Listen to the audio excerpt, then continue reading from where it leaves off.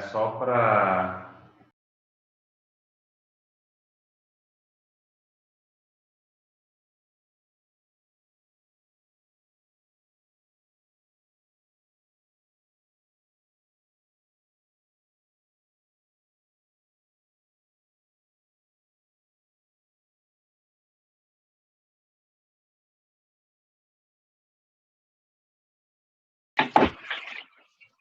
Boa noite a todos. 14 de julho de 2020, 18h30. Bem-vindos a essa webinar Processo Estrutural e seus desafios para o Ministério Público. Palestrante, o Dr. Edilson Vitorelli, procurador da República que atua em Campinas, foi juiz federal na 4ª Região e procurador de Estado de Minas Gerais, foi professor visitante na Stanford Law School e pesquisador visitante em Harvard. É também professor de Direito na Universidade Mackenzie. Como debatedor, nosso colega do MP de São Paulo, Rafael de Oliveira Costa, promotor de Justiça do MP de São Paulo e diretor acadêmico da PMP. É pós-doutor pela Universidade da Califórnia e professor de diversos institutos, entre eles a Escola Superior do Ministério Público e da PUC de São Paulo. As informações sobre o certificado podem ser obtidas no link do YouTube. É um grande prazer para a PMP receber dois profundos conhecedores deste assunto nessa webinar. E como eu sempre digo, vocês vieram aqui para vê-los e ouvi-los e não para me ver. Edilson Vitorelli, bem-vindo a esse ambiente virtual. A palavra é sua. Muito obrigado, doutor Paulo. Boa noite a todos. Rafael, eu queria primeiramente agradecer o convite aqui da Associação Paulista do Ministério Público. Eu sou aqui um estrangeiro em São Paulo, mas já radicado aqui, completando, aliás, amanhã, completando 9 anos em São Paulo, e já fiquei paulistano agora, como a carreira nos dá essa oportunidade de rodar um pouco o Brasil. Então, obrigado, espero que a gente consiga estreitar esse relacionamento aí com o Ministério Público de São Paulo. A gente aqui em Campinas faz muita coisa juntos, a gente tem muita atividade em conjunto, e é um prazer estar hoje aqui com a Associação Paulista do Ministério Público, discutindo esse assunto novo, relevante, e que é o assunto do meu próximo livro. O próximo livro que eu vou lançar, deve sair na semana que vem, provavelmente a pré-venda, é exatamente sobre o processo estrutural, e muito focado nos desafios que o Ministério Público tem para o processo estrutural nos próximos anos. Eu tenho falado bastante sobre esse assunto, há vários outros professores pesquisando sobre isso. Se vocês, quem se interessa, pesquisar em bibliografia, vai achar trabalhos do professor Sérgio Arenhardt, professor Fred Didier, Hermes Zanetti, Marco Félix Jobim, grandes professores que estão se dedicando a esse tema. Lá em Minas, né, minha terra e do Rafael também, nós temos professor Leonardo Nunes, lá em Ouro Preto. Então, é um universo bem interessante, e uma tarefa interessante que nós temos para o Ministério Público pensar na noção de processo estrutural. Eu fiz uma pequena apresentação que eu vou compartilhar aqui com vocês. Tá desabilitado aqui, não sei se o pessoal consegue me habilitar, mas se não conseguirem também não tem problema, a gente vai conversando por aqui.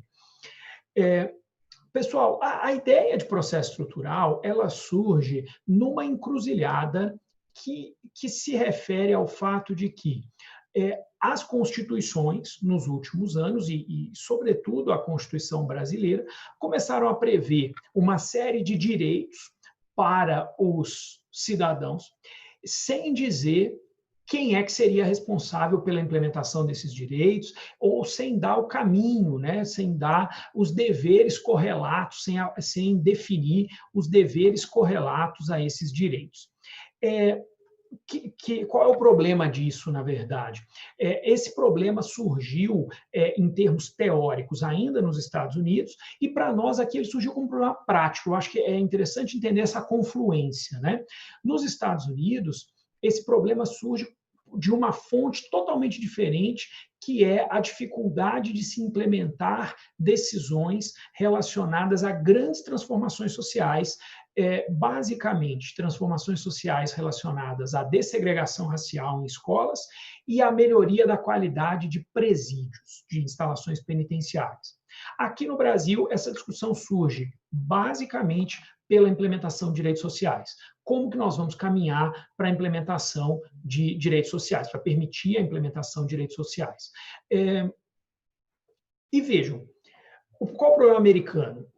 Na década de 50, a Suprema Corte define que as escolas públicas devem ser dessegregadas, mas ela não diz como fazer isso. E como as escolas, naquele momento, já eram segregadas, você não conseguiria esse resultado simplesmente dizendo agora não pode mais segregar. A segregação já estava feita. Vejam que isso é um problema semelhante ao que a gente percebe quando a gente analisa, por exemplo, os artigos 196 e 205 da nossa Constituição, que vão dizer que a educação é direito de todos e dever do Estado, e que a saúde é direito de todos e dever do Estado. Mas não vão, em momento algum, dizer como essas políticas de saúde e educação devem ser implementadas, ou até que limite, ou até que dimensões, ou em que tempo, em que cronologia isso deve acontecer. Durante muito tempo, nós raciocinamos nisso por intermédio daquela antiga classificação do professor Zé Afonso da Silva, muito influente no Brasil, das normas programáticas.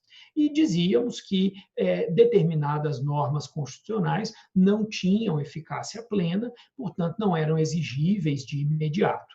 Muitas delas, eu devo mencionar, continuam assim.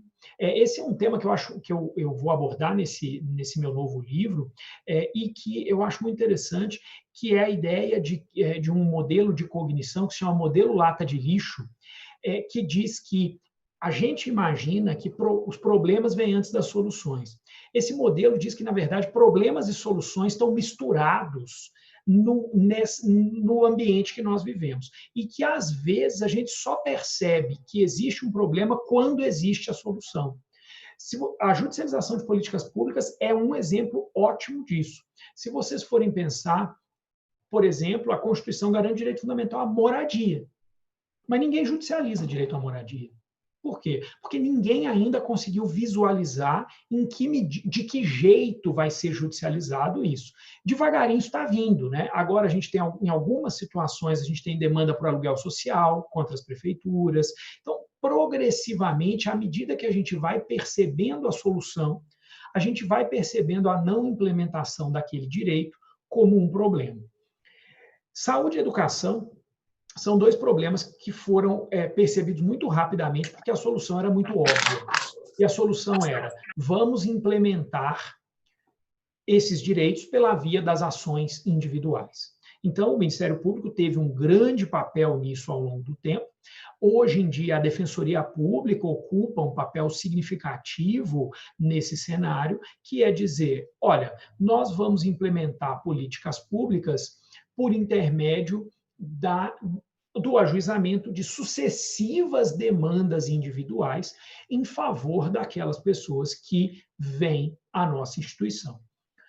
Todas essas demandas são invariavelmente, pelo menos no âmbito da saúde e da educação, julgadas procedentes. Na saúde, agora, a gente começou a ter um backlash, né, um contraponto aí, num limite bem ainda periférico, que são os tratamentos excepcionais, de alto custo, etc. Mas a grande maioria dos tratamentos continua contemplada na possibilidade de judicialização. E na educação, a possibilidade é 100%. Tem uma criança fora da escola, entrou com a ação. O município diz que não tem vaga, o judiciário diz, pouco importa, matricule a criança. E assim a gente está avançando. Vejam, muita gente vai criticar isso e dizer que isso é ativismo judicial. Talvez a razão aqui esteja com o que o professor Hermes Zanetti menciona, que o que nós temos, na verdade, é um ativismo da lei e um ativismo da Constituição. Foi a lei e foi a Constituição que quis assim. Talvez esta tenha sido a melhor escolha? Talvez não. Mas É fato que nós temos muitas políticas públicas legalmente e constitucionalmente garantidas que não são implementadas. O nosso legislador talvez seja mais generoso do que deveria, mas a partir do momento que ele não parece caber ao Ministério Público esse juízo do que não deve ser implementado. Né, do que não deve ser implementado, ou do que daquilo que agora não vai fazer isso, agora não vai fazer aquilo. Né? Então, a ideia basicamente é essa, e essa é a encruzilhada na qual nós estamos hoje. Então, quais são as opções que nós temos nessa encruzilhada? A primeira é o que muita gente tem dito, e que me preocupa muito, que é uma espécie de contra-reforma que as políticas públicas e os direitos sociais vêm vivendo hoje, que é a contra-reforma do não fazer nada, da insindicabilidade desses direitos e da impossibilidade de intervenção do judiciário sobre as políticas públicas. Embora isso não esteja muito em voga hoje no judiciário, o judiciário ainda não foi muito penetrado por esse pensamento, mas aqueles que estão nos assistindo aqui e que estudam direito administrativo, por exemplo, seguramente percebem isso. O direito administrativo hoje tem um fluxo muito forte relacionado à implementação, a proteção do administrador, a impossibilidade de responsabilização, a impossibilidade de intervenção do Poder Judiciário em políticas públicas. Então, são duas críticas que têm vindo muito fortes no âmbito da doutrina administrativista, que é o ativismo judicial e o chamado apagão das canetas, né? Que o executivo não quer mais agir para não correr o risco de responsabilização. Então, uma posição possível que está se desenhando hoje é essa.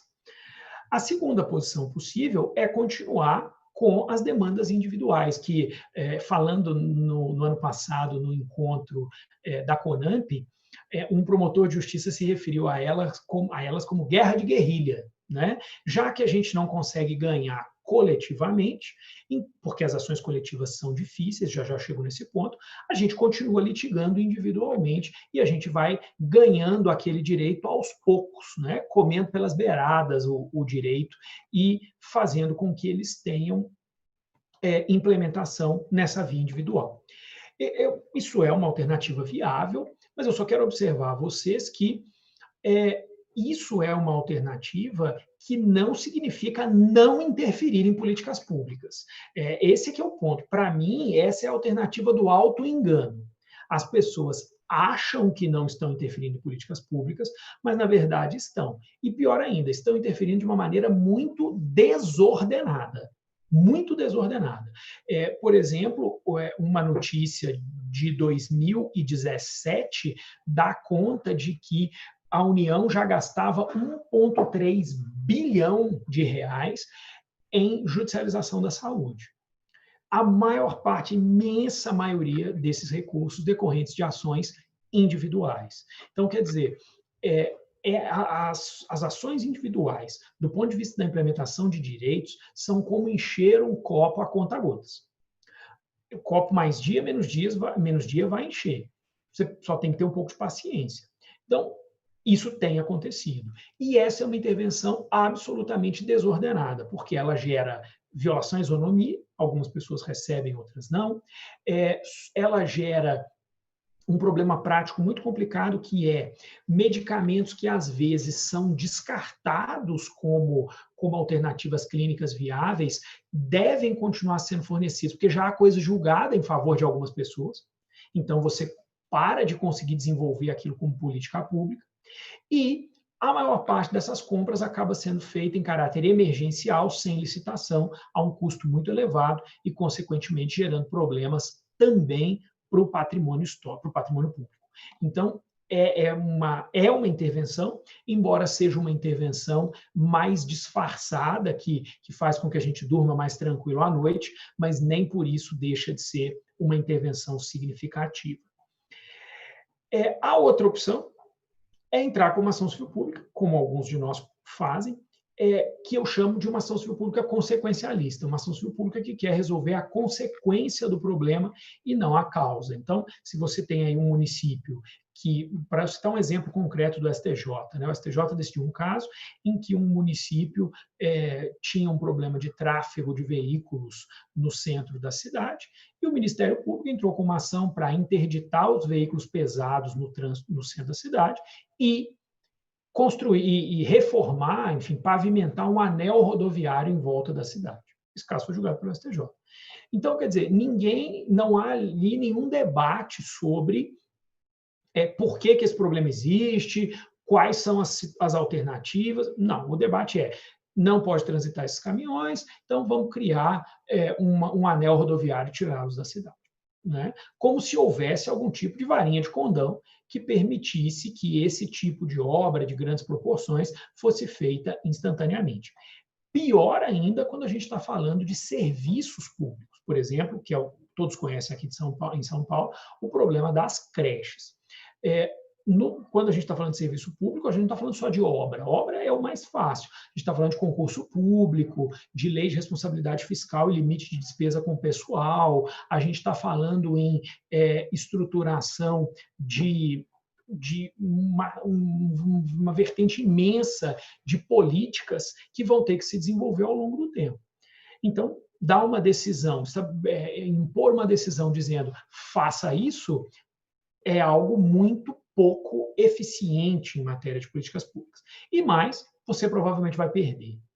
A gente conduziu alguns estudos relacionados a esse tipo de situação e, infelizmente, a jurisprudência que é tão afeita a políticas públicas em termos de processo individual é bastante avessa a políticas públicas em matéria coletiva, porque aí fica claro o impacto orçamentário, financeiro que a ordem vai ter sobre o ente público. Então, a chance de você ganhar uma ACP determinando a criação de 6.000 vagas nas creches municipais é bem menor do que a chance de você ganhar 6.000 liminares determinando a criação de uma vaga em creche no sistema público municipal, que é o que tem sido a estratégia mais recorrentemente adotada.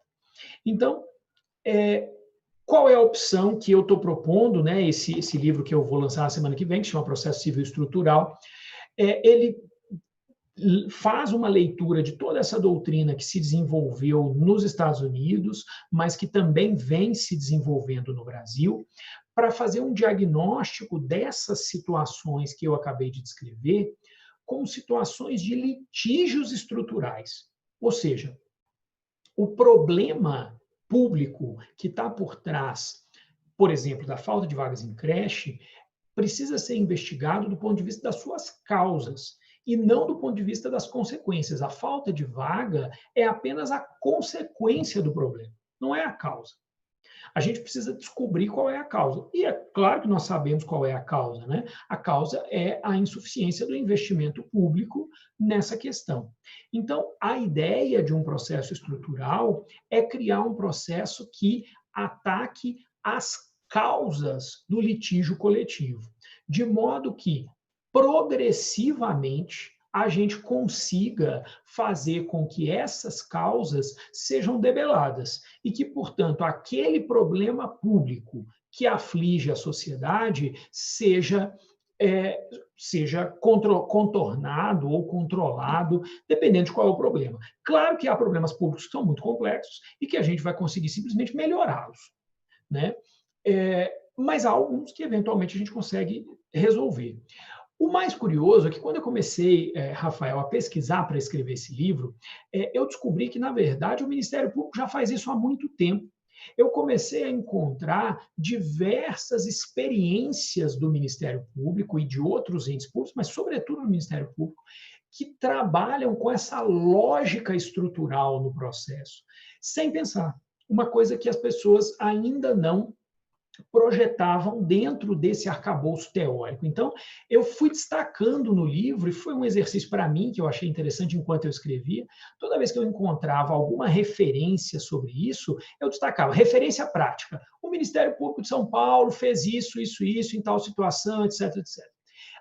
No final, quando eu cheguei na conclusão do livro, que eu voltei para contar, eu descobri que eu tinha mais de 80 referências práticas de atuações já concretizadas no Brasil, que tinham a ver com algumas das estratégias que a gente pode adotar num processo estrutural. Então, ele virou, por isso que o livro acabou se chamando Processo Civil Estrutural, Teoria e Prática, porque ele virou não apenas uma discussão teórica dessa ideia de processo estrutural, mas também um conjunto de referências práticas de como implementar esse processo estrutural, como agregar esse processo estrutural no dia a dia dos operadores, dos colegas do Ministério Público que trabalham com esse tipo de problema, que está por toda parte, infelizmente. Né? Eu fiz palestras em vários lugares sobre isso e descobri que é muito mais comum do que a gente imagina que a gente esteja lidando com processos estruturais. Colegas, por exemplo, do Paraná, me deram um exemplo muito cotidiano, muito bobo. Eu falei, olha, isso é um problema estrutural. Tinha muito cachorro solto na rua do município. Quando a promotora de justiça foi investigar por que era, porque faltava a estruturação de uma política pública de zoonoses. Não é porque simplesmente tem muito cachorro, é porque não havia uma política pública estruturada de zoonoses. Então, a solução para isso é uma solução estrutural, não é uma solução de você chegar e dizer faça-se à luz, prendam todos os cachorros, etc. Você tem que estabelecer uma progressão de atividades nesse sentido. Então, só para a gente deixar isso um pouco mais concreto, o que eu estabeleci, assim como se fosse um ciclo de vida desse processo estrutural. Então, o processo estrutural é o processo que vai tentar resolver aquilo que eu chamei de litígio estrutural, que é o litígio que tem essas características. Né? Eu posso ter um litígio estrutural que não seja resolvido por um processo estrutural. E aqui, se vocês me permitem fazer um parênteses, talvez a contribuição mais relevante que eu tenha dado à ciência do direito, se é que dê algum, é essa que está contida nesse livro aqui, que é o meu livro que já foi lançado, que é o Devido Processo Legal Coletivo, da RT. Esse livro foi a minha tese de doutorado, e no ano passado, essa aqui é a segunda edição, que é comemorativa exatamente disso. Essa obra recebeu o prêmio Mauro Capelletti, da International Association of Procedural Law, como melhor livro de processo do mundo. É a primeira vez que esse prêmio é concedido ao Brasil. E basicamente, o que eu defendo nesse livro é uma classificação de litígios coletivos em vez de classificar direitos coletivos. Essa é a alma da proposta. Em vez de propor que a gente continue trabalhando no processo coletivo sob a ótica dos direitos difusos, coletivos e individuais homogêneos, a minha proposta é que a gente trabalhe sob a ótica de uma classificação de litígios, que a gente verifique as características que existem nos conflitos que a gente lida cotidianamente. E aí eu crio uma nova classificação que não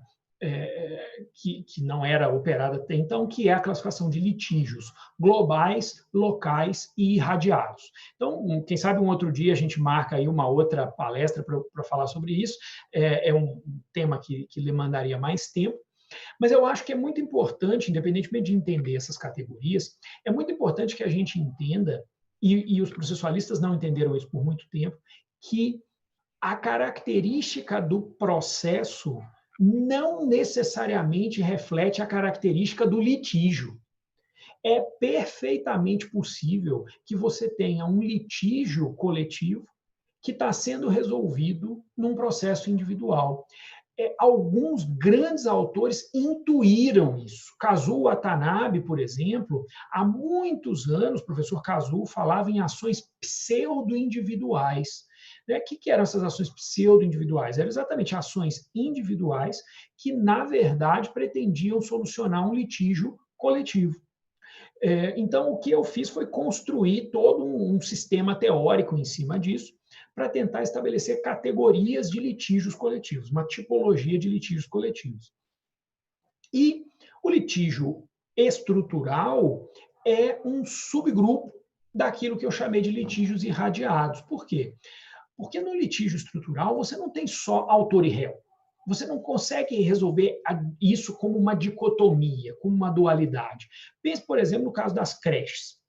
Você fala, o autor é a criança que não tem vaga em creche, o réu é o município que não tem a vaga para ela. Eu pergunto, mas é mesmo? Será que o município tem algum interesse em não oferecer vaga para uma criança? Só se o pai da criança foi inimigo político do prefeito, né? Não tem um interesse antagônico de verdade aqui, não é? Além disso, você também precisa levar em conta o impacto disso sobre os professores. Se a matrícula for feita aumentando o tamanho da turma, como que isso impacta sobre os professores? Como que isso impacta sobre os demais alunos? Se a gente for alocar uma verba para a política de educação, como que isso impacta nas outras políticas públicas?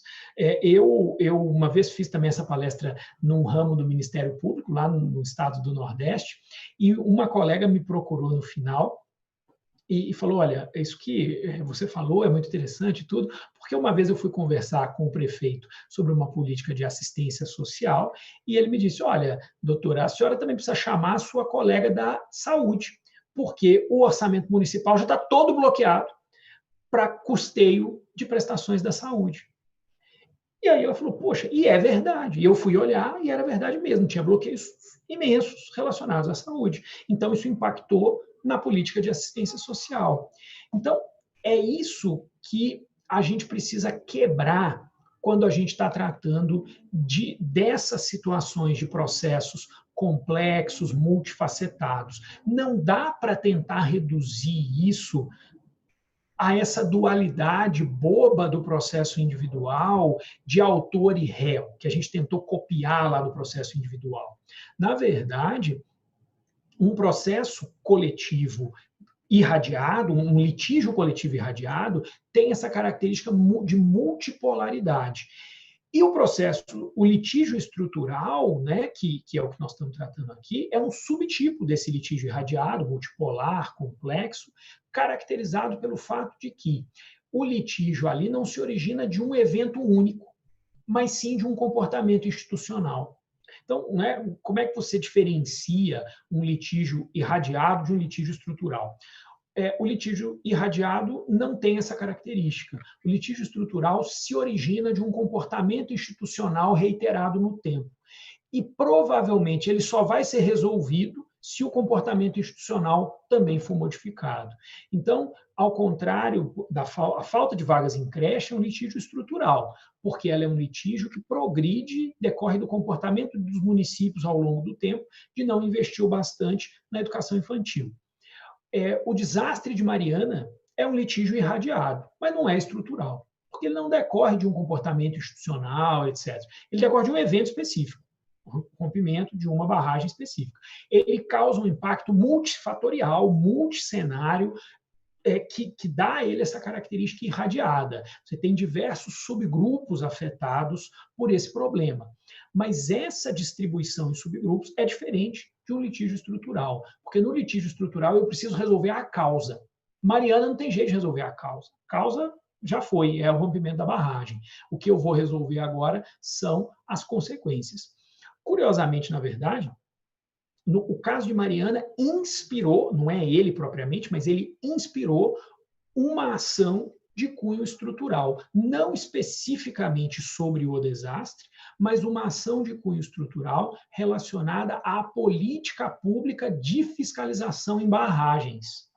Então, essa sim, não é porque o desastre decorreu dela, mas porque o desastre deixou claro, deixou transparente que havia um problema na estruturação da política pública federal de fiscalização de barragens, que, só para vocês terem uma ideia, em Minas Gerais contava com 2 fiscais, e para fiscalizarem em torno de 700 barragens.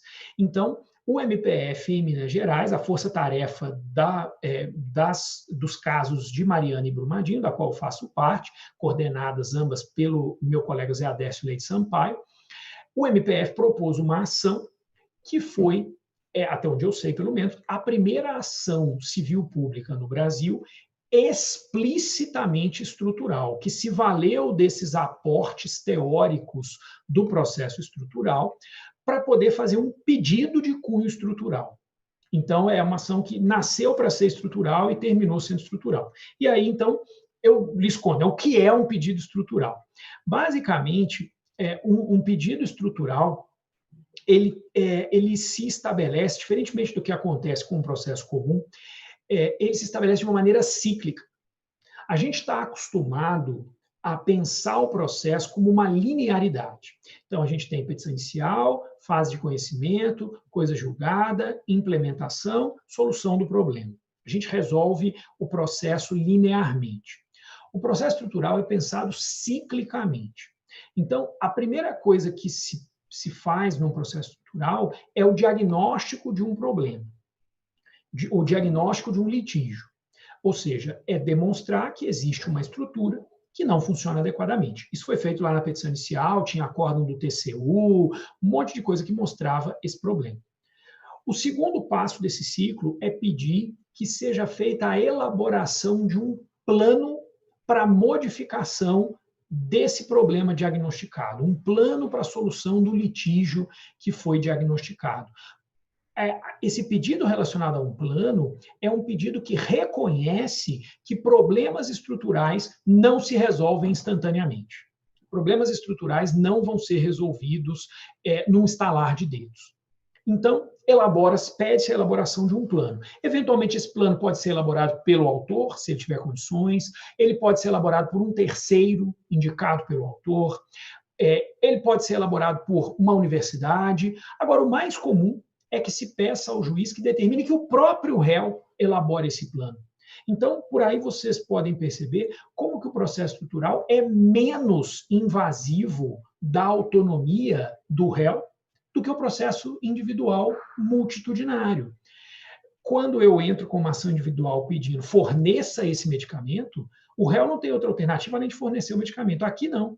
No processo estrutural, o meu pedido é que esse próprio réu elabore um plano com metas de curto, médio e longo prazo, para que ele dê conta do problema estrutural que foi verificado.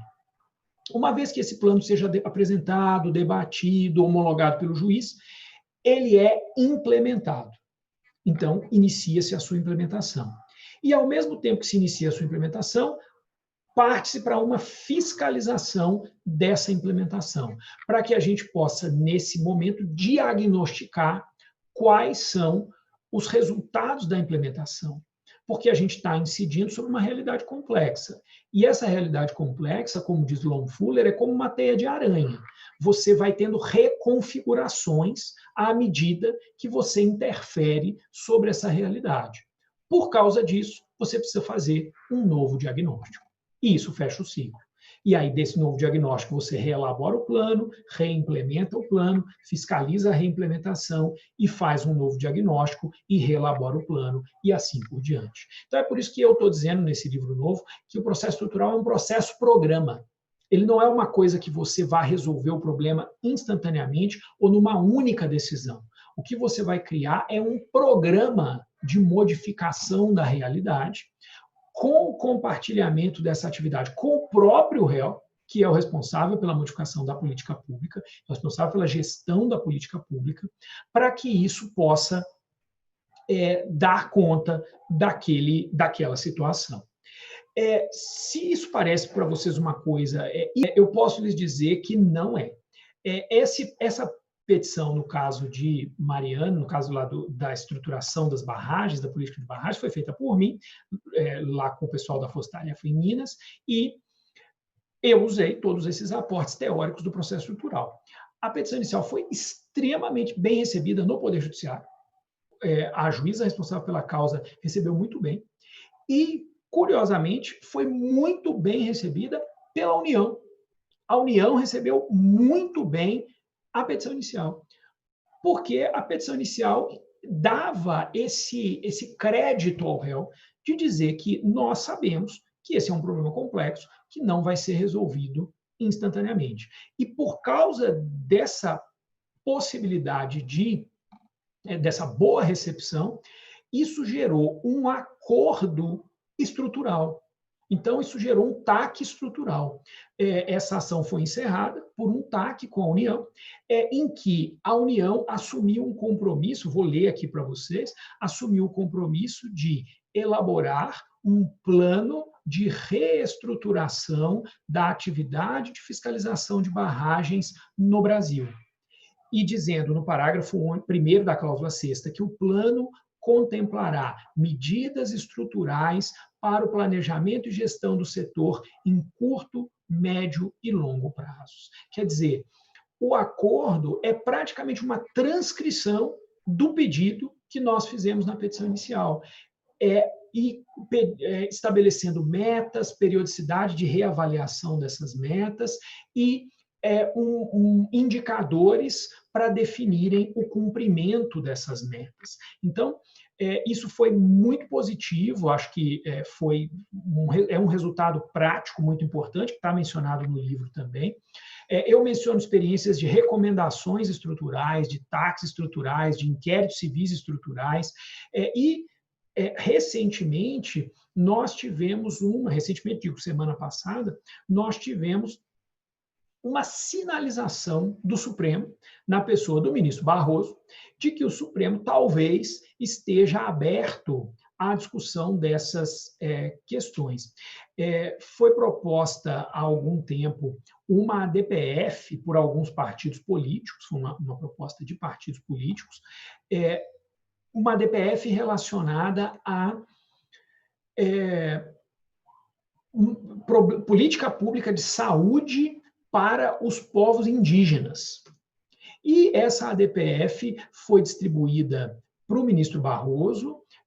O ministro Barroso, então, na semana passada, proferiu uma decisão dizendo que essa política pública, né, que essa política pública de saúde relacionada aos povos indígenas estava realmente errada e precisava ser revista. E o que ele determinou nessa decisão foi que que a União apresentasse um plano para o tratamento da Covid em relação aos povos indígenas. Então, uma coisa que talvez não se imaginasse, né, há algum tempo e que já está chegando até ao Supremo Tribunal Federal. Em vez do Supremo ir lá e determinar, União, faça isso, faça aquilo, ponha tantas pessoas lá, aloque dinheiro. Não, União, você é a responsável pela política, você é a dona do problema. Eu quero que você me apresente um plano para resolver esse problema.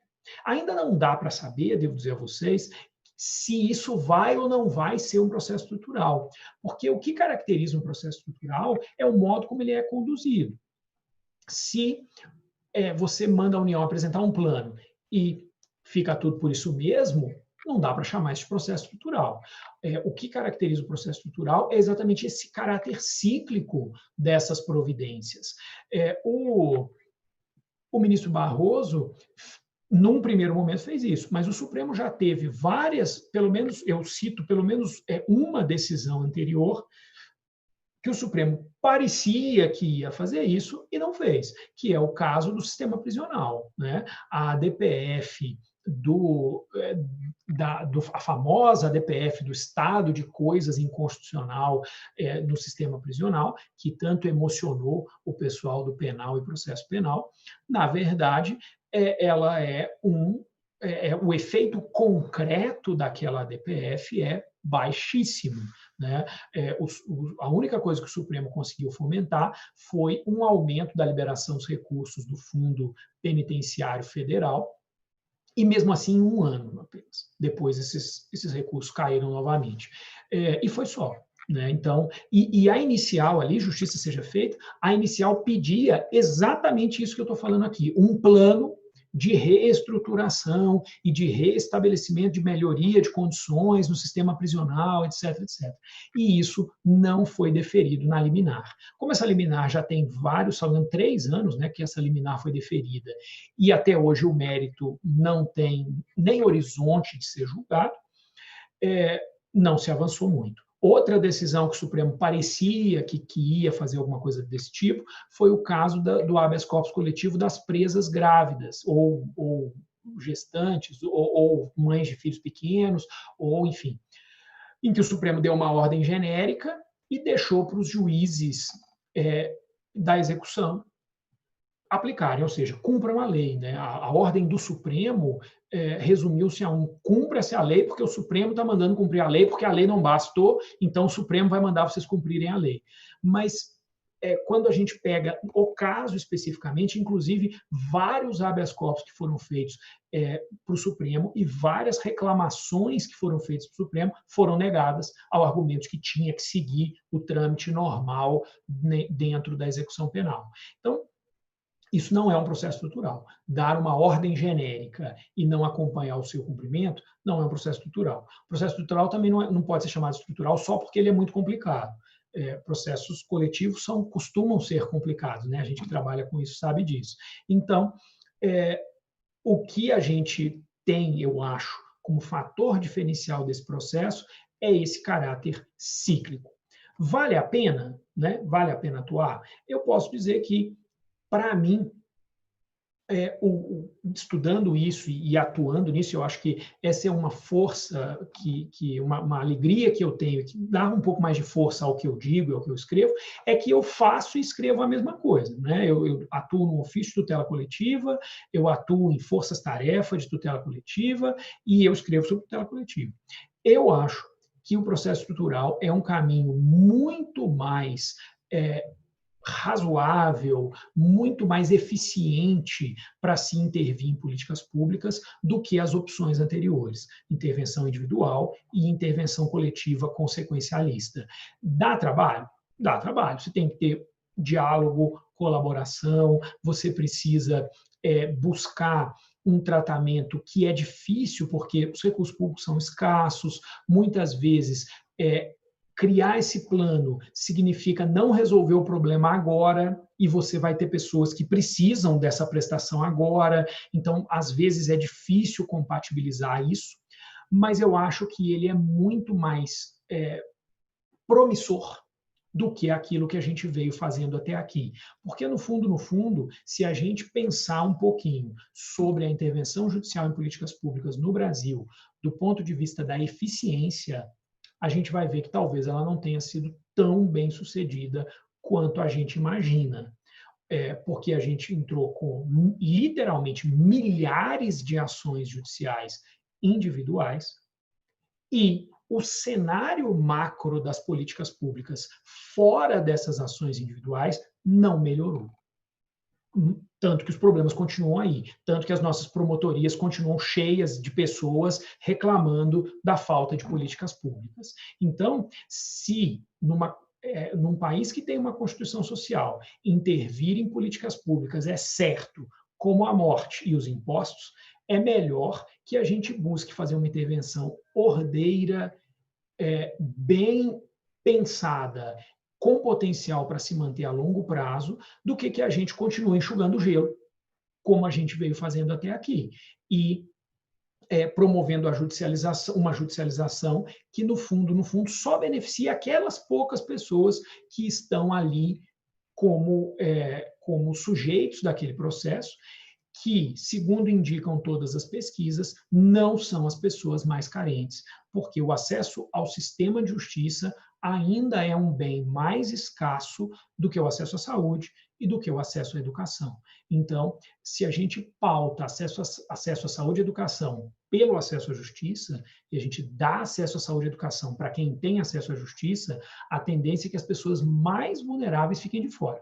Porque são essas pessoas que não sabem nem que existe Ministério Público, Defensoria, etc., nem que podem procurar o sistema de justiça para solucionar esse tipo de problema. Então, Enfim, esse foi o meu desafio ao longo desse ano de 2020. Eu espero que os colegas possam se dedicar um pouco, quem sabe, à leitura do livro, que gostem e que a gente consiga manter esse diálogo aberto, porque, no fundo, construir esse tipo de doutrina só dá certo num diálogo entre nós que estamos aí no campo de batalha, né, na linha de frente, em todos os nossos dias. Doutor Rafael, doutor Paulo, muito obrigado mais uma vez pelo convite. Meu caro Edilson Vitorelli, nós que agradecemos essa magna aula que hoje recebemos. Não só agradecemos, como também lhe peço desculpas, porque houve uma dificuldade instrumental e não conseguimos colocar a sua apresentação. Depois eu mando para vocês também a apresentação e vocês fiquem à vontade para disponibilizar aí para os associados, não tem problema nenhum. Iremos disponibilizar. Mas eu tenho certeza, Edilson, que o público não sofreu nenhum prejuízo, porque tamanho é o seu conhecimento sobre a matéria.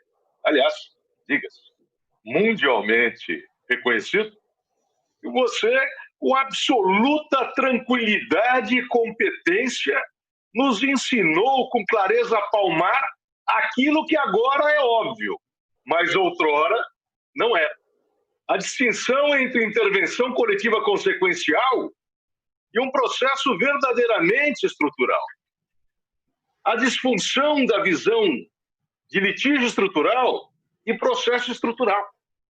E uma perspectiva talvez errônea de como a solução endoprocessual, que significa aquele processo foi resolvido, ele transitou em julgado, não necessariamente alterou um modal de políticas públicas. Isso levaria o quê?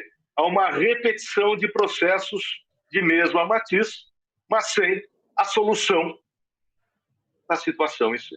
Exatamente. Muito obrigado, meu caríssimo colega de Ministério Público da União, pela palestra esclarecedora, e passo a palavra ao Rafael, que com certeza nos trará também muitos argumentos importantes e elucidativos. E depois eu volto com você, Edilson, para as suas considerações finais. Tudo bem. Rafael, a sua. Bom, em primeiro lugar, gostaria de agradecer ao Dr. Paulo, parabenizá-lo pela qualidade dos trabalhos que vêm sendo desenvolvidos pela associação e pela grandeza que vem defendendo a causa dos membros. Muito obrigado, Dr. Paulo. Queria agradecer também ao nosso colega, né, o Dr. Renato Kim, um dos idealizadores dos webinars promovidos pela APMP, responsável também aí pela luta com altivez pelos direitos dos associados e um grande amigo aqui de muitas batalhas no Ministério Público do Estado de São Paulo. Cumprimentar o doutor Edilson Vitorelli aqui, meu colega, e deixar claro que, Edilson, sou um dos grandes admiradores do seu trabalho desde os tempos da Vetusta Casa de Afonso Pena, já tem bastante tempo. E gostaria também de cumprimentar todos os colegas do Ministério Público que nos assistem hoje, dizer boa noite a todos e deixar claro que me parece que foi preciso uma pandemia para diminuir as dimensões estaduais aí do Ministério Público e que a instituição ficasse mais próxima de uma forma geral, né? O que eu quero dizer com isso é que se, por um lado, o coronavírus nos deixou mais distantes fisicamente, por outro lado, o que eu tenho percebido é que ele acabou nos aproximando enquanto instituição. E o que eu gostaria de trazer a título de ponderações aqui da análise feita pelo Edilson diz respeito aos diversos perfis que são atribuídos ao Ministério Público, né? Para aqueles que não estão tão a par disso, o Ministério Público, normalmente, ele é atribuído um perfil demandista, né? Quando o Ministério Público, mesmo o Ministério Público atua como agente processual perante o Poder Judiciário, um perfil de ombudsman, ou seja, o dever de zelar pelo interesse público, exercendo o controle da administração pública, e um perfil resolutivo, que vem atrelado ao plano extrajudicial, conferindo à instituição aí uma condição de agente responsável pela pacificação de conflitos coletivos fora do Poder Judiciário. E o que eu consigo vislumbrar a partir dessa análise do Edilson é uma ruptura com aquela concepção clássica do Ministério Público. O que me parece que nós temos aqui, Edilson, que nós estamos encarando agora, é uma segunda dimensão, uma segunda fase, uma segunda geração do Ministério Público, principalmente no que diz respeito aos perfis demandista e resolutivo. Por que isso? Essa segunda dimensão do Ministério Público demandista, me parece, seria uma dimensão atrelada a dois aspectos: ao processo estratégico e com um foco no processo estrutural. Então, o novo perfil, a segunda dimensão demandista do Ministério Público estaria atrelada ao processo estratégico com um foco nos processos estruturais. Só para aqueles que nos ouvem, né, tentando deixar claro aquilo que eu estou falando, o processo estratégico é aquele processo em que a parte pretende fomentar ou trazer um novo entendimento jurídico sobre um determinado tema. Ele está orientado para a formação de teses jurídicas. Em regra, um processo existe para resolver um litígio entre as partes. Mas no processo estratégico, nós estamos diante da ideia de formação de um precedente, da compreensão sobre um direito.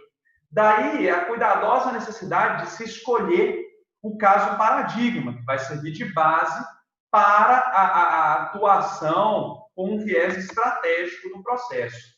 E de forma distinta, mas não incompatível, me corrija se eu estiver errado, Edilson, nós temos os processos estruturais, que são demandas judiciais nas quais se busca reestruturar, modificar uma instituição pública, né, que aqui se aproxima também um pouco da nossa atuação sobre o perfil de ombudsman, e instituições privadas também, cujo comportamento causa, fomenta ou até viabiliza um litígio estrutural. A ideia aqui são essas mudanças necessárias na saúde pública, na educação, ou até mesmo, como alguns colegas já têm aventado aí, no campo da recuperação judicial, né? Para alguns colegas, a própria recuperação judicial seria um exemplo aí, ainda com as suas peculiaridades de um processo estrutural. Daí porque hoje, Edilson, eu vislumbro, me parece, uma segunda dimensão do Ministério Público demandista que seria voltada para um processo estratégico estrutural. Estratégico estrutural sob dois aspectos. Em primeiro lugar, a utilização do poder judiciário por meio de casos com potencial paradigmático, com a finalidade de possibilitar a formação ou a mudança de precedentes junto às cortes superiores. Em segundo lugar, um tema que me parece muito importante, que está relacionado aos processos estruturais, que é fomentar a discussão a respeito das mudanças legislativas. E um terceiro ponto, que é a provocação de modificações na estrutura de implementação de políticas públicas. E sobre um segundo aspecto, também aqui analisando o processo estratégico estrutural, me parece possível falarmos em uma atuação teleológica dos membros do Ministério Público, voltada para a uniformidade, em primeiro lugar, para a uniformidade da atuação ministerial, especialmente no campo desses processos estruturais. Em segundo lugar, na celeridade da tramitação dos feitos. Em terceiro lugar, na desburocratização do andamento processual. Não adianta ficar interpondo recursos para mudar pequenas decisões que são secundárias no processo. E, em quarto lugar, na busca pela máxima efetividade da tutela dos interesses da coletividade. E, nesse campo, nessa segunda dimensão do Ministério Público sobre um perfil demandista, dois problemas me parecem claros, né? O primeiro deles é aquele questionamento que você já abordou, se é possível produzir efetivas mudanças sociais por meio do processo estrutural, ou se trata apenas de uma utopia. Me parece que o processo estrutural não é uma utopia se implementado da forma adequada. E aí, o segundo problema diz respeito à contra-reforma estrutural, né? Se o Poder Judiciário vier a ser utilizado para atuar como agente de contenção da reforma que está sendo realizada por outras entidades, né? Então, esse é um segundo problema que a gente acaba enfrentando. E aí, quando eu penso nesses dois problemas, me parece que a melhor saída, ou uma das possíveis saídas, seria falarmos numa segunda dimensão do Ministério Público sobre o perfil resolutivo. E uma segunda dimensão do Ministério Público sobre o perfil resolutivo, por quê? Na nossa primeira dimensão, nós falamos no Ministério Público resolutivo, visando a solução de litígios por meio do inquérito civil, por meio dos termos de ajustamento de conduta, por meio da expedição de recomendações, dentre outros aspectos que visam conferir um maior impacto social e uma efetividade nas ações da instituição. Mas a segunda fase, e aí me parece que seria talvez um complemento a essa visão do processo estrutural, a segunda fase, a segunda dimensão do perfil resolutivo do Ministério Público, nós não veríamos a instituição apenas sob esse primeiro viés, mas também de modo a buscar ações preventivas, abstratas e de amplo espectro social, né, que viessem buscar modificações na estrutura pública e, por via de consequência, na forma como vão ser implementadas as políticas públicas. Rafael, como é que você vê isso? Eu vejo isso a partir do nosso ato normativo 934 de 2015, do Ministério Público aqui do Estado de São Paulo, que regulamenta os PAAs, ou os procedimentos administrativos de acompanhamento, e que estão sendo agora amplamente utilizados no período do coronavírus no campo da saúde pública. O ato normativo 934 de 2015, ele atende integralmente às necessidades da instituição? Me parece que ainda não, Por dois motivos. Em primeiro lugar, pela ausência do adequado amparo técnico que os membros do Ministério Público necessitam. E, em segundo lugar, pela necessidade de uma visão holística dos impactos provocados pelas políticas públicas. Então, onde é que nós poderíamos buscar uma solução para essa segunda dimensão, né, do Ministério Público resolutivo? E aí, partindo dessa ideia de estruturação, né, de modificação estrutural. Bom, e essa solução, me parece, poderia partir da ideia da legística, Edilson. Legística por quê? Porque quando falamos de legística, nós falamos em legística formal, que é aquela área do conhecimento responsável pela técnica legislativa, né? Como é que vamos redigir um artigo de lei, qual é a redação que vai ser conferida a um determinado dispositivo, que é regulamentada pela Lei Complementar 95 de 98, mas falamos também na legística material, que é aquela área do conhecimento que abrange o conteúdo das leis. Qual é o conteúdo que uma norma, um diploma normativo deve ter? E aí, qual seria a contribuição dessa legística material para a adequada atuação do Ministério Público nesse viés estratégico, estrutural, resolutivo? Me parece que essa contribuição partiria de dois aspectos que já estão sendo implementados nos processos estruturais, ou seja, partindo dessa ideia de um ciclo para a solução do problema. Em primeiro lugar, nós precisaríamos escalonar o procedimento de modo a permitir, na esfera extrajudicial, então, quando instauramos PAAs ou procedimentos administrativos, que fosse feito fosse feita uma análise de impacto, uma avaliação de impacto, de eficiência e efetividade da sua atuação do Ministério Público, ex ante e ex post, ou seja, antes da implementação das medidas e depois da implementação das medidas. A avaliação ex ante, ou prospectiva, né, aquela que é feita antes da adoção das medidas, deveria atentar para aquilo que é esperado da implementação de uma determinada política pública ou da modificação estrutural que se pretende, definindo ali os indicadores de desempenho a serem utilizados, realizando-se uma adequada coleta de dados, elaborando-se um parecer por uma comissão de avaliação que deveria ser composta por inúmeros membros. Então, aqui no nosso caso, da saúde pública, uma comissão interdisciplinar no bojo do procedimento, composta por membros da comunidade médica, pelo NAT, que é o nosso órgão de apoio aqui do Ministério Público, estudantes de graduação e pós-graduação que eventualmente estejam abordando aquela temática, para que o membro do Ministério Público possa, ao final, fazer uma análise, o promotor de justiça ou o procurador da República possa fazer uma análise abrangendo aí as alternativas de intervenção e a disponibilidade de recursos. E aí, depois da implementação dessas medidas no campo extrajudicial, nós poderíamos falar também numa avaliação de impacto ex post ou retrospectiva, né, que deveria procurar sanar eventuais irregularidades que fossem detectadas, também através da coleta de dados, através da elaboração de um parecer por uma comissão de avaliação, daí a necessidade de estruturar adequadamente a atuação ministerial, e, por fim, pela análise de dados pelo promotor de justiça ou pelo procurador da República, para corrigir eventuais desvios ou perturbações na trajetória de implementação daquela reforma estrutural. Em suma, eram essas considerações que eu gostaria de trazer. Eu gostaria de concluir a minha fala trazendo duas provocações ou conclusões que me parecem bastante importantes sobre esse tema, que é tão instigante para nós, membros do Ministério Público. Em primeiro lugar, me parece que as demandas sociais estão a exigir da instituição, então, uma segunda revolução, similar àquela que foi provocada pela Lei da Ação Civil Pública e pelo Inquérito Civil, de modo a acompanhar e garantir efetividade à implementação de reformas estruturais.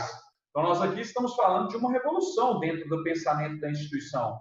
E uma segunda conclusão, que me parece alinhada com o que você mencionou, sobre aí o processo penal, sobre o estado, a decisão do STF sobre o estado de coisas inconstitucional, que nós precisamos pensar também nas modificações estruturais no âmbito do processo penal coletivo.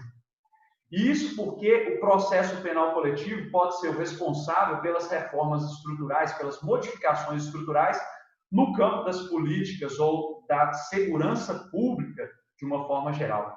Então, eram essas considerações que eu gostaria de fazer. Muito obrigado pela atenção. Agradeço aí, doutor Paulo, foi uma honra poder participar desse evento da Associação Paulista do Ministério Público e tenho certeza, Edilson, que, como você mencionou aí no início da sua fala, se teríamos outra oportunidade aí para ouvi-lo falar sobre os litígios coletivos, os coletivos individuais, os litígios irradiados, a classificação tripartite, vou chamar de tripartite, que acabou o consagrando na obtenção do prêmio, eu tenho certeza que a Associação Paulista aí, doutor Paulo, vai nos brindar com uma oportunidade de ouvi-lo falar sobre esse tema no futuro. Muito obrigado, boa noite a todos. Muito obrigado, Rafael, parabéns pela intervenção, pela lucidez das propostas e pela provocação trazida, que é o verdadeiro papel do debatedor. Vivemos uma segunda revolução na intervenção processual civil e há a possibilidade de um processo penal coletivo. E o legislador? Como o legislador andará para se adequar a essa nova realidade? Vamos construir um processo dentro do processo ou vamos construir um processo dentro da lei? E com relação, Rafael, à necessidade de termos de novo o Edilson aqui, acabei de falar com o Chicão, o nosso coordenador de grupos de estudos, sugerindo uma palestra sobre essa tipologia, essa divisão importantíssima entre litígios coletivos globais, locais e irradiados. Já que o Edilson gentilmente abriu a brecha, o nosso papel é trazê-lo aqui, trazer você também e aprender mais com vocês dois. Não poderia, antes de devolver a palavra a Edilson para as considerações finais, agradecer ao Rafael, ao Kim, ao Livianu e ao Pedro, que são os fomentadores e organizadores dessas várias webinars que fizemos e vamos fazer. O que é muito importante para a associação, para o público e para os caros colegas de Ministério Público, caras colegas de Ministério Público que estão agora nos ouvindo e nos ouvirão na terça que vem. Muito obrigado, Rafael. Edilson, a palavra é sua para as considerações finais.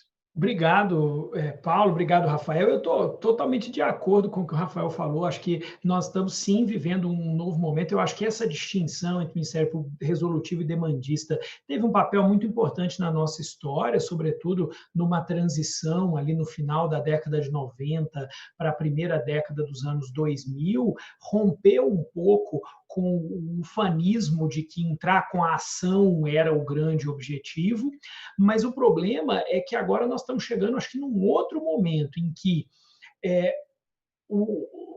a ideia de um Ministério Público que vai resolver tudo com TAC, tudo com recomendação, já não é mais viável, né?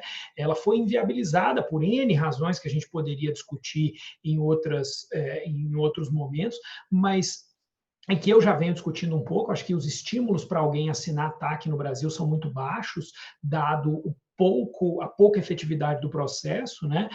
As pessoas só assinariam TAC se temessem um processo que fosse de fato duro, e o processo civil, infelizmente, não é. Então, eu acho que a gente ainda vai ter e acho que agora o que eu tenho trabalhado muito é exatamente nessa conjugação entre ação, diálogo e acordo. Então, eu acho que não dá mais para trabalhar isso como se fossem dois universos separados, né? O universo do consenso e o universo da demanda. Eu acho que agora consenso e demanda precisam andar juntos, porque a gente também vai precisar se associar à autoridade do judiciário e ao poder de coerção do judiciário para que a gente mostre às pessoas com as quais nós estamos tratando que o acordo é uma boa saída e que, sobretudo, o acordo é uma saída que não é uma saída imposta, mas sim uma saída dialogada. Não é um acordo para fazer o que eu quero, é um acordo para criar um caminho de solução de um problema público que é comum a todos. E devo dizer a vocês que o processo penal vai ter uma grande vertente pela frente com as novas disposições aí, não só do acordo de não persecução, mas, sobretudo, dos arquivamentos internos agora, né? Porque isso vai ter uma grande influência na política pública. O fim dos arquivamentos dos inquéritos em juízo vai dar ao MP, se não a última palavra para dizer o que é crime, mas a última palavra para dizer o que não é crime. E isso é um imenso horizonte de atuação no âmbito das políticas públicas, da seletividade do sistema penal, em reajustar a seletividade do sistema penal. Então, quando a gente pensa em um processo penal coletivo, que é o seu tema, né, Rafael, junto lá com o professor Gregório, nosso querido amigo, eu acho que esse é um horizonte muito interessante. No fundo, talvez dizer o que não é crime seja mais importante do que dizer o que é. E a gente vai ter esse caminho agora. Então, no MPF, por exemplo, a gente tem discutido muito isso em relação ao descaminho, né? A gente tem uma quantidade imensa de inquéritos tratando de crimes de descaminho, de baixíssima relevância, e que agora sim nós vamos poder tentar estabelecer, por intermédio da nossa Câmara de Coordenação e Revisão, uma política de tratamento penal do descaminho ao dizer o que não é crime, definindo aquilo que é atípico. Então, embora eu não seja nem fã, nem especialista em processo penal, mas eu acho que o processo penal também vai ter um horizonte muito grande em pensar para além do âmbito da simples punição daquela pessoa, em pensar em política criminal e não apenas em processo penal individual. Então, acho que isso realmente é uma grande modificação. E eu fico à disposição de vocês, agradeço muitíssimo a gentileza da recepção, espero que a gente tenha conseguido dar pelo menos um panorama disso. gostaria, eu já disse isso inclusive, sobretudo aos alunos que estudam para concurso, porque a minha teoria já caiu em concurso, que eu gostaria de ter desenvolvido uma coisa mais simples, que fosse um pouco mais fácil de explicar, um pouco mais fácil de entender, mas não tive ainda essa felicidade.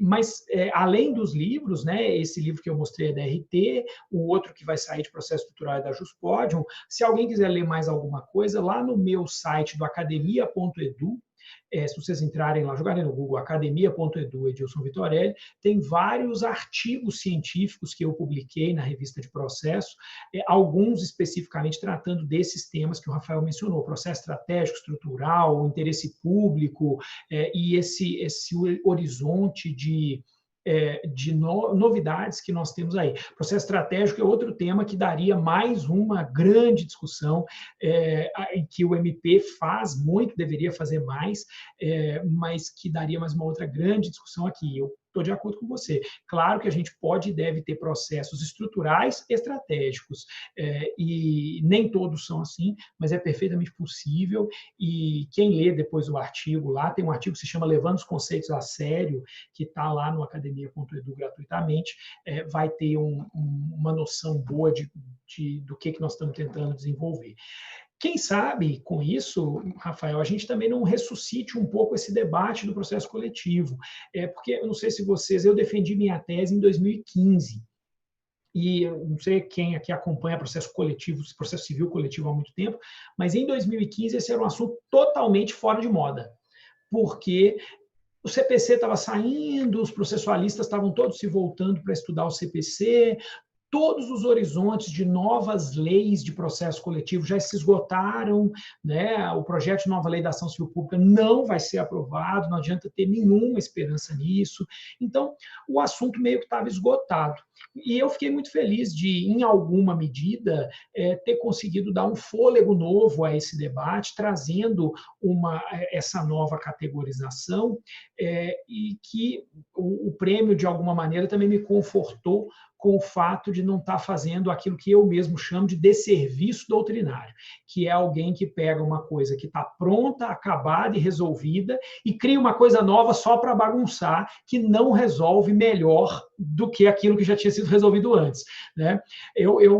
Para mim, o prêmio foi muito importante, sobretudo para mostrar que, apesar de eu ter criado um sistema novo, complexo, etc., ele não é um desserviço doutrinário, ele, de fato, resolve um problema real que existe de uma maneira, em princípio, melhor do que aquele vinha sendo resolvido até aqui, porque eu acho que esse é o nosso papel, não só como membros do Ministério Público, mas também como acadêmicos, é criar soluções para problemas. Se a gente cria os próprios problemas que a gente depois soluciona, na verdade, a gente não está fazendo bem para ninguém, né? Então, mais uma vez, eu agradeço ao Paulo por essa gentil apresentação, essa voz de locutor maravilhosa, e ao Rafael pelos comentários, e à Associação Paulista do Ministério Público. Eu fico sempre à disposição de vocês. Muito obrigado. Muito obrigado a você, Edilson. Nós precisamos criar soluções para os problemas e não trazer problemas para soluções. E na máxima de Macbeth, você é o mensageiro, mas é o mensageiro doutrinador que tornou mais clara a mensagem trazida, outrora, ainda que imaginada, sem seus plenos reflexos, pelo legislador. Espero que você aceite esse novo convite. Entramos em contato contigo em breve e vamos organizar uma nova webinar, desta feita pelos grupos de estudos para a honra da nossa APMT. Essa casa é sempre sua. Muito obrigado, meu amigo. Obrigado. Rafael, tchau para vocês. Tchau. Muito obrigado. Rafael de Oliveira Costa, suas considerações finais. Obrigado, doutor Paulo. Bom, acho que o Edilson já abordou a contento aí o que seria mais importante. Acho que o processo penal é importantíssimo, Edilson. Acho que a gente precisa pensar os processos estruturais no seu diálogo íntimo com o processo penal coletivo, porque eu acredito que daí a gente possa construir algo novo, e que não seja apenas uma teoria sem um problema a ser resolvido. Acho que essa temática do descaminho pode ser até um ponto inicial para a gente dar início às discussões. Gostaria de finalizar as minhas considerações apenas agradecendo aqui ao Edilson pela participação, agradecer também ao Renato Kim pelo convite, agradecer também ao Fábio Henrique, que é um funcionário da Associação Paulista do Ministério Público, que nos ajuda bastante na realização desses webinars. E, por fim, agradecer ao Dr. Paulo pela oportunidade, dizer a ele que estou à disposição da Associação Paulista do Ministério Público sempre que for necessário. Muito obrigado, Dr. Paulo.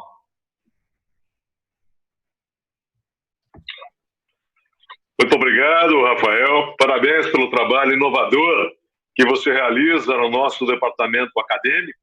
Uma novidade da associação, mas uma novidade que tantos frutos bons trouxe a todos nós. Agradeço também aos nossos colaboradores, sempre presentes e tornando possível a execução dos nossos projetos.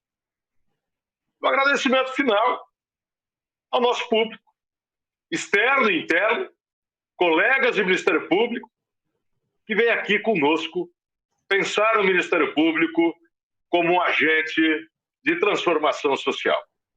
Todos convidados, terça-feira que vem, 18h30, professor Roque Carrasca e a reforma tributária, a nossa próxima webinar. Boa noite para todos nós, boa noite para todos, boa noite para literalmente todo o mundo, com dias melhores para nós, já no amanhã próximo. Grande abraço para todo mundo.